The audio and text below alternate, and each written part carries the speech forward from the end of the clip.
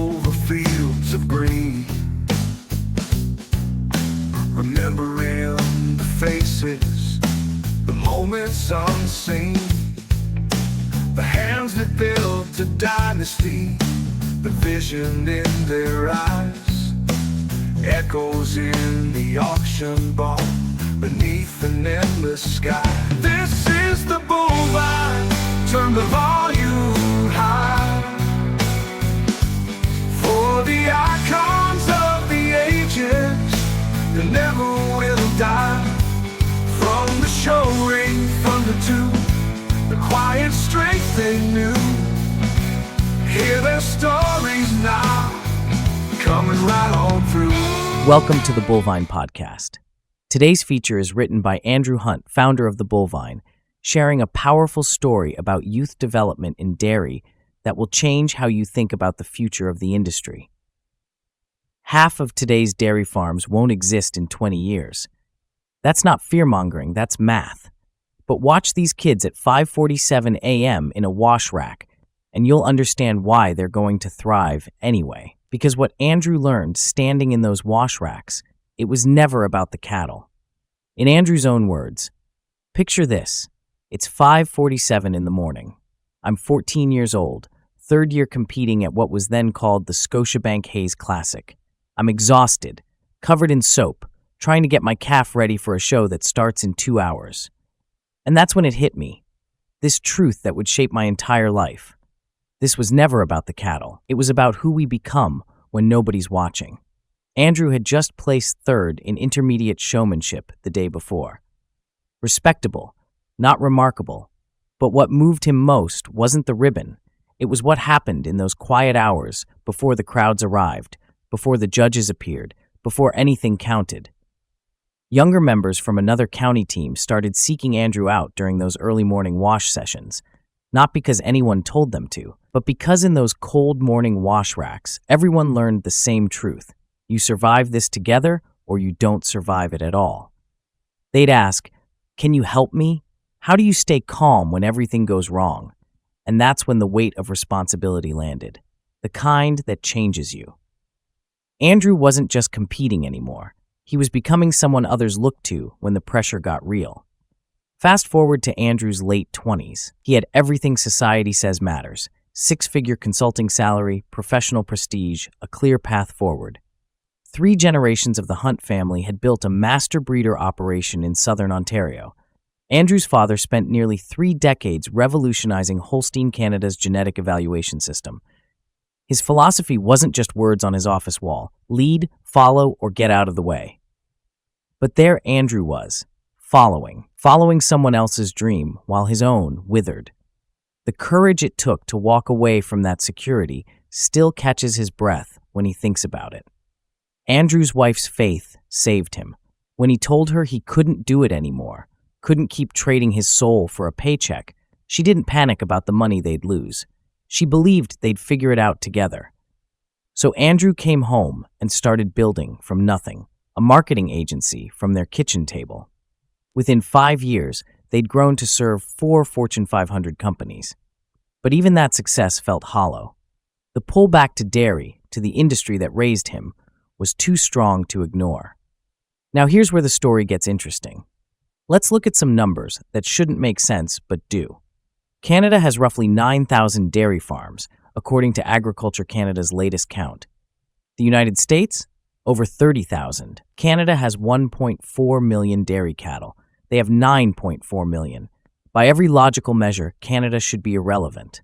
A footnote in global dairy genetics. Instead, and this is amazing, Canada exports between $155 and $178 million in dairy genetics annually.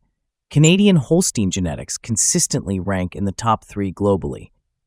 Canada achieves the world's best carbon efficiency at 48% below global averages. How does a country a fraction of the size punch so far above its weight? Look at who's leading Canadian dairy. The vast majority came through 4-H programs like the Classic. That's not a coincidence. That's what happens when you systematically build leaders from age 12 up. Take Curtis McNeil. Won the Classic Grand Championship in 2005, The same week, he captured Holstein Canada's President's Cup, first person ever to claim both. Today, he's earned 3 Master Breeder Shields, serves on Cemex Alliance's executive board. When he returned to judge the 2024 Classic Showmanship, watching 300 teenagers compete, he called it the best showmanship class I have ever seen in my life. Tyler Canning, 2022 Grand Champion. Nadia, 2024 champion after 5 years of competing. The pattern repeats across hundreds of classic alumni, now leading every major dairy organization in Canada. But here's the hard truth these kids deserve to hear, even though it hurts to say it. Based on current consolidation trends, industry analysts project that approximately half the dairy farms operating today won't exist when these teenagers are 35. Not because farmers failed, because the economics became impossible for mid-size operations. In the United States, mega dairies with 2,500 plus cows now produce 46% of milk while representing just 3% of operations. Technology isn't optional anymore. Robotic milking, AI monitoring, and precision agriculture demand millions in investment that most farms simply can't afford. The world these kids are entering is exponentially harder than what Andrew faced. So what does Andrew tell those 300 teenagers preparing for the 2025 Classic, knowing what's ahead? Don't be afraid to change the world. Use what you're learning here to take on the world. And remember, the bend in the road is not the end of the road unless you fail to make the turn. Some will leave dairy. That's not giving up. It's using the judgment skills learned right here. Sometimes the bravest decision is recognizing when to pivot toward where your skills create more impact. Let's paint a picture of what really happens at 5:47 a.m. Standing at the Royal Winter Fair last November, watching the 41st annual TD Canadian 4-H Dairy Classic, Andrew saw himself in every teenager preparing their calf in those pre-dawn hours. The wash racks at dawn tell the real story. 300 teenagers from counties across Canada, all preparing for classes that start in 2 hours. Premier County Championships hang on every point. The competition is fierce, but watch what actually happens. Competitors from rival counties stop their own preparations to help someone who is struggling. They share equipment without being asked. They teach techniques to direct competitors. They offer encouragement when frustration peaks. Nobody mandates this. No rules require it.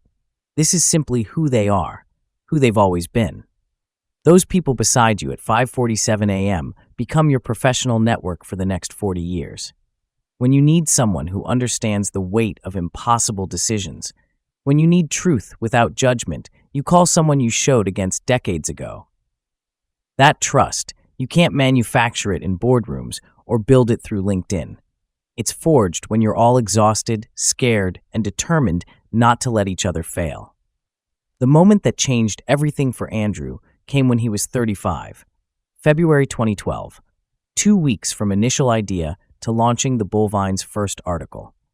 For that entire first year, Andrew did not seek advertisers. Complete editorial freedom mattered more than financial security. People thought he'd lost his mind. Looking back, maybe he had.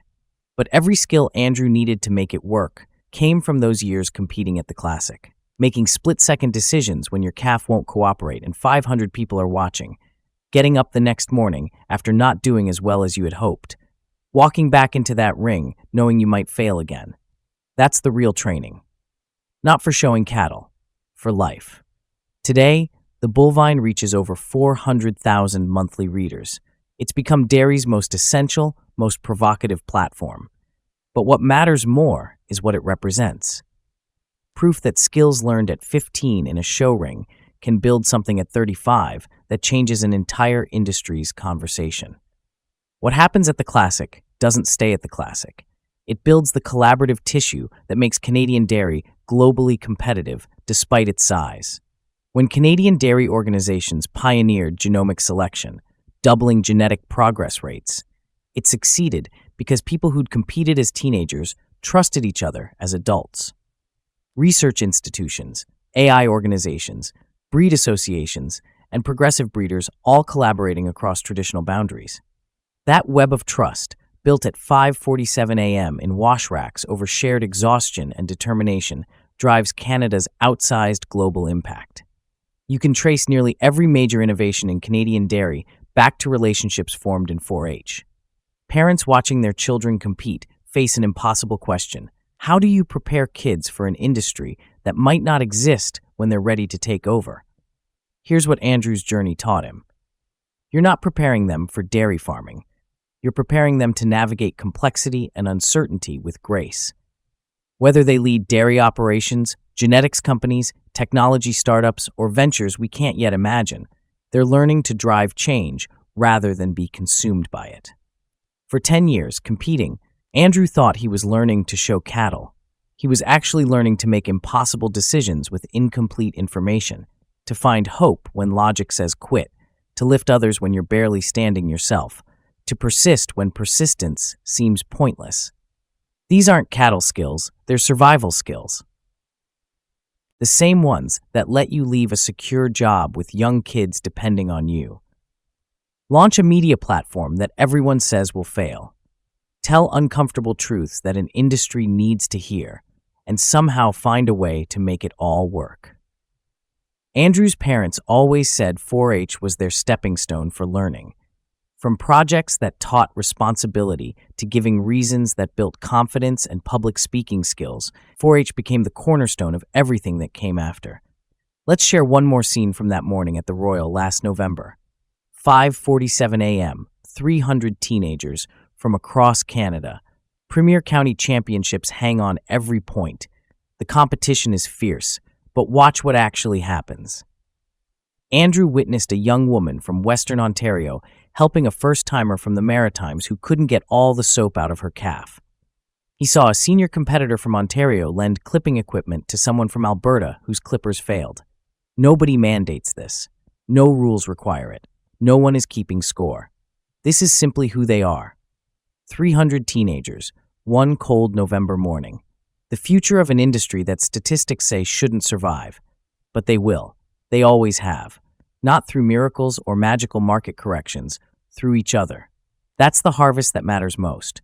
Not in the field or barn, but in the people we become together. The road will bend. It always does. But if you use what you learn here, really use it, you'll make the turn. Andrew has made that turn several times now, and each time he's drawn on skills learned standing exactly where these kids stand today.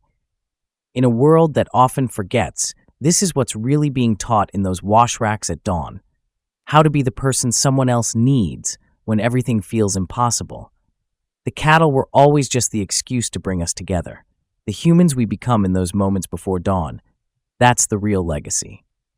Here are the key takeaways from Andrew Hunt's story. Your competition at 5:47 a.m. becomes your career safety net at 35. The teenager you help in the wash rack today calls you with the opportunity that saves your farm in 2040. Canada's secret weapon costs nothing.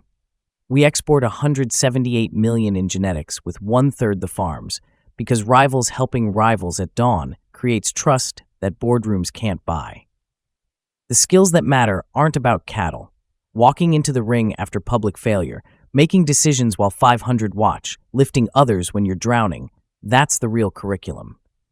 The bend in the road is not the end. When half of dairy farms vanish, classic alumni thrive because at 14, they learned the difference between quitting and pivoting. And finally, the cattle were always just the excuse. Building humans who understand collective success beats individual achievement. That's why 4-H kids run Canadian dairy. Thanks for listening to the Bullvine Podcast. This has been Andrew Hunt's story about what really happens at 5:47 a.m. and how it shapes everything that comes after. For more content like this, visit thebullvine.com. This is the Bullvine. Turn the volume high for the icons of the ages that never will die. From the showing thunder to the quiet strength they knew. Hear their stories now, coming right on through. Oh, tell the tale, the Bullvine. Legends live here.